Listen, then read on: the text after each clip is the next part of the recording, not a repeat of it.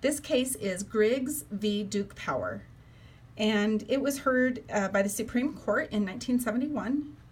And a little bit of background is Griggs was an African-American employee of Duke Power Company, and Duke Power Company generated and distributed electricity in North and South Carolina.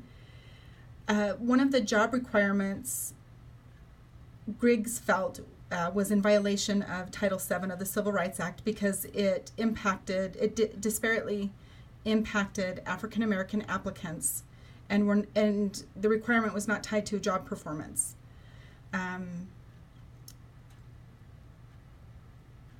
One of the requirements was that they had to have a high school diploma, and the other requirement was score a certain score on an intelligence test in order to be employed or transferred to a different department where they could make more money.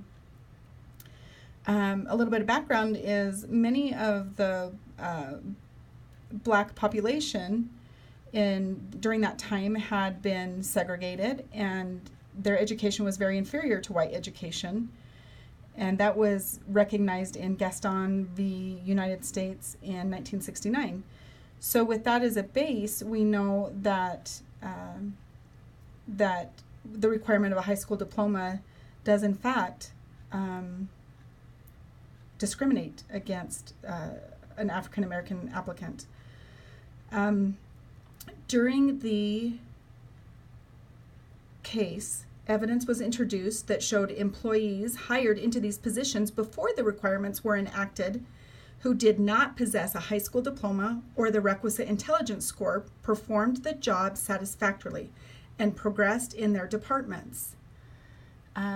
This case presents the question of whether an employer is prohibited by the Civil Rights Act, Title VII, from requiring a high school education or passing a standardized generalized intelligence test as a condition of employment or in transfer of job when neither standard is shown to be significantly related to successful job performance.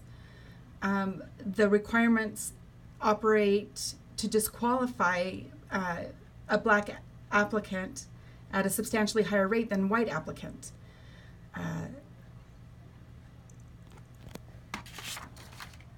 During the Supreme Court ruled that Duke employee requirements did not affect the applicant's ability to do the job, and so yes, Duke Power was discriminating against black employees.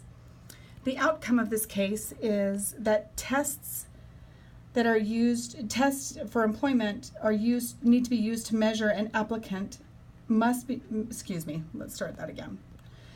Tests used to measure an applicant must measure person for the job and not a person against an abstract qualification, and it needs to be tied to job performance. That is it.